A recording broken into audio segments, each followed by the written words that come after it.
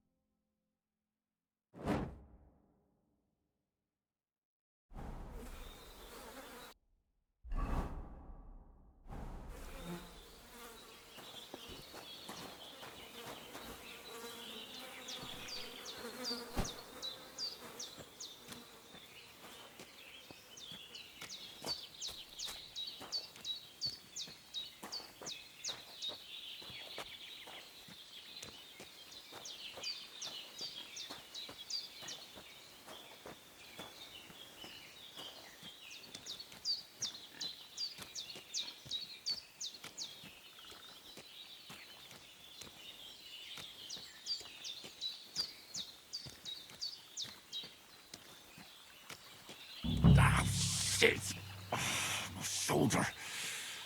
Oh, this bastard's hard work. I'll put him down somewhere for a while so I can start digging.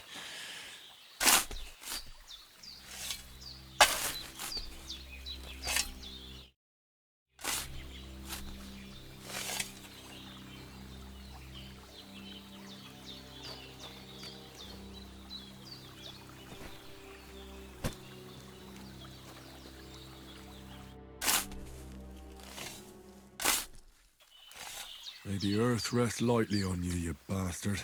I hope you find peace. And don't come out to haunt anyone.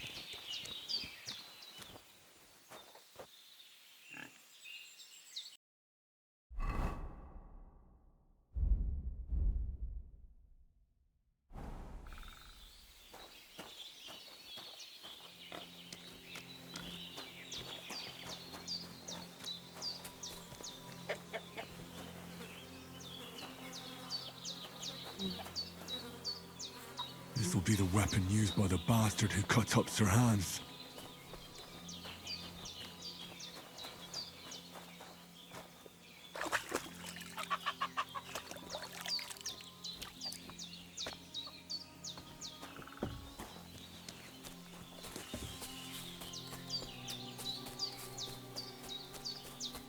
Damn, shoulder still hurts like hell. Maybe now it'll tell me when it's gonna rain.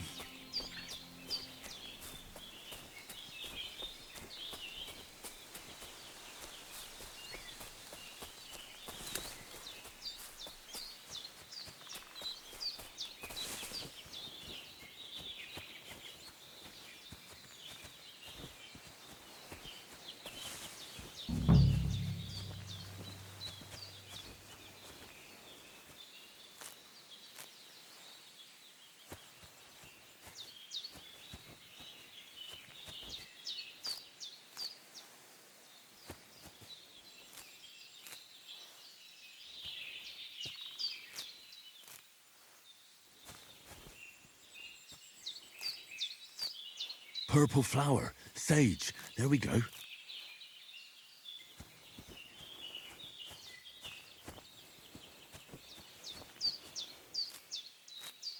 That's it. Chamomile. Right, I've got all the herbs I need. So back to Bajena on the double. The sooner Hans gets that remedy, the better.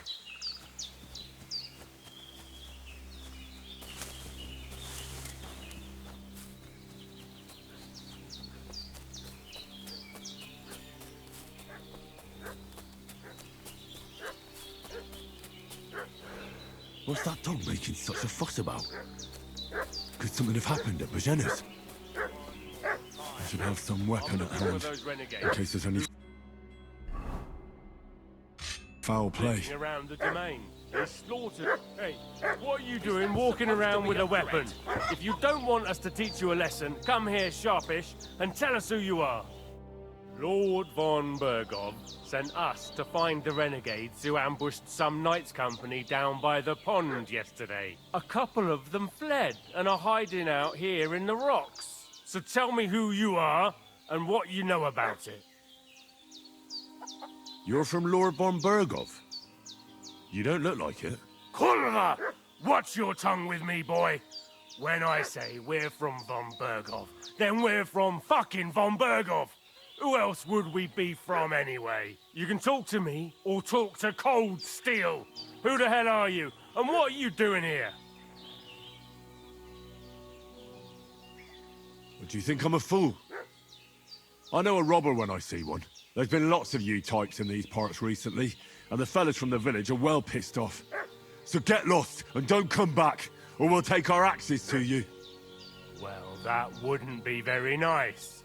The thing is, I don't see no angry fellas with axes. Just an old hag, and some wretch who won't live to tell the tale of how we dealt with him.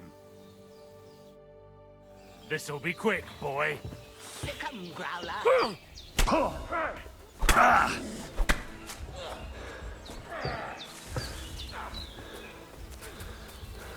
Come on, then. Oh, fucking hell. Ah, fuck that.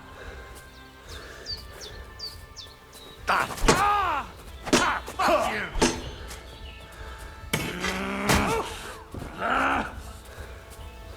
know what you're made of.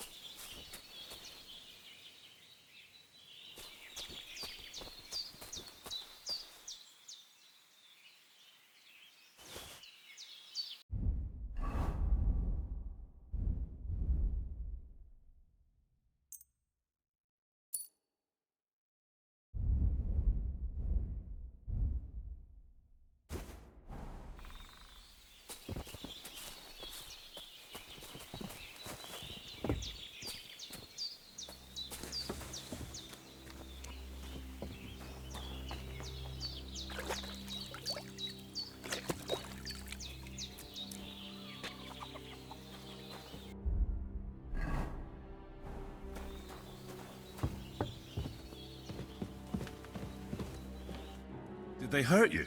No, but I think they would have if you hadn't come along. Sorry. I reckon it was one of those who followed us yesterday. Look here. I almost got slaughtered twice in one day on account of you two. God be praised that my Pavlena wasn't here.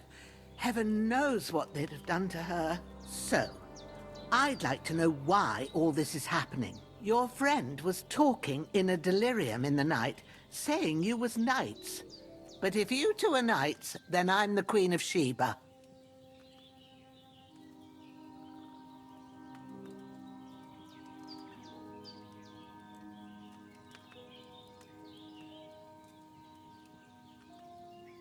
Well, I must bow to your ladyship. Sir Hans is the young lord of Leiper and Perkstein. I'm Henry of Skalitz, son of Sir Radzig Kobyla, and I'm his bodyguard. We were heading to Trotsky to deliver a message from Sir Hanush of Leiper and Margrave Jobst to Lord von Burgov. But we were ambushed by bandits yesterday down by the pond, and you already know the rest. And as God is my witness, we're no bandits. I swear to you, I'm thankful to you for saving us. And I'm sorry it caused you trouble. Well, you sound sincere, so I'll take your word for it. I hope I won't live to regret it. You won't. I promise you. Promises are made to be broken, but thank you for dealing with them. Sure. No need for thanks. What about Sir Hans? How's he doing? He's holding up, I'd say. I treated his wounds, and I'll change his bandages shortly. But what he needs most now is that remedy. Have you got everything for it? Here. Chamomile and sage, like you said. Excellent. Now to brew the potion from them. I gave you two the last of my supply during the night. But fresh is best anyways. It's a shame my daughter Pavlena ain't back yet. She'd get it done in a jiffy. But we'll just have to manage without her. But you can do it too. It ain't nothing hard. My eyes are so bad, it'd take me all day. But at least I can tell you how to go about it. All right, I'll try.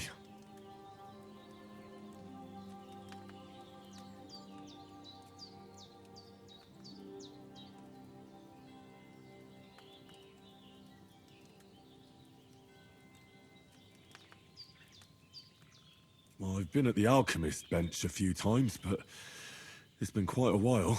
That's grand. More than I was hoping for. And not to worry, it'll all come back to you. I have a book here with the recipe, but it'll be better if I tell you. I know it by heart. I can read as well as any man, if that's what you mean. My word. Maybe you really are a noble son. I'll take the book just in case, but if you give me some advice, I'd be grateful. Of course. Everything we need is in the hut. Let's get to it.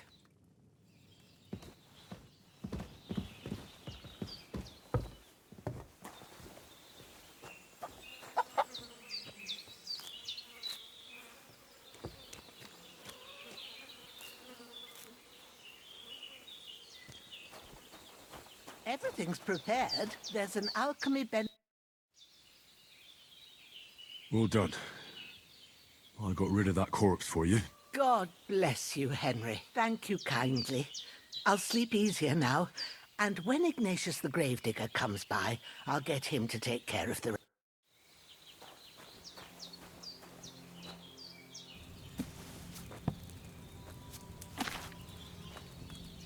First, go to the recipe book. Now find the recipe for chamomile decoction and remember what you have to do. Then get back to the bench and we'll start. All right. First, you have to pour the right base into the cauldron. Choose the right pitcher from the shelf on the left, according to the recipe. So, what did you pour in there? Wine, of course. Like it says in the book. Glad to hear it. Now try moving the cauldron over the flame, so you know how it looks when it starts boiling a bit.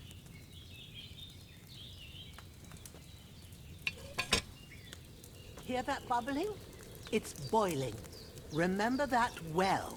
For most potions, you just have to simmer the herbs for a bit. But sometimes you need to get it good and hot. So you have to get the fire blazing under the cauldron using the bellows. Try fanning it with the bellows to get it boiling. It's boiling! To keep it going, you mustn't stop with the bellows. If you want to cool it down quick, take it off the flames. Try it. Move the cauldron up. Good. Now we'll start with the brewing. Get all the herbs that you need ready. The ones you picked. Put them there on the shelf, so you've got them at hand. All right, let's get to it. First, throw 2 handfuls of chamomile into the cauldron.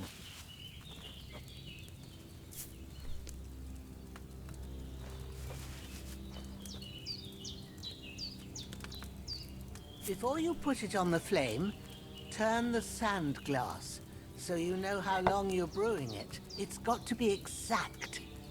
Every grain of sand counts. See? When the sand has flowed out, that's 1 turn. That's how long you have to boil the chamomile. Move the cauldron to the fire and wait until it starts bubbling.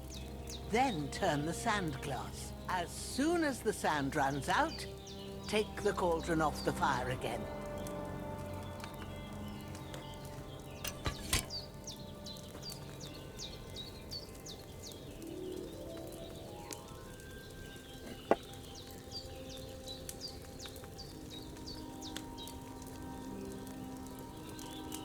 Ain't that enough?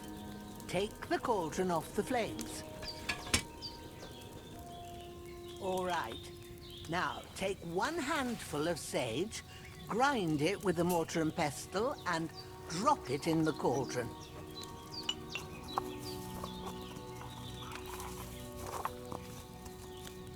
Have you ground it? Good. Now, drop it in the cauldron. You don't have to boil it anymore. All you have to do now is decant it. Get a phial and pour it in. Done. Now, let's see what you've brewed.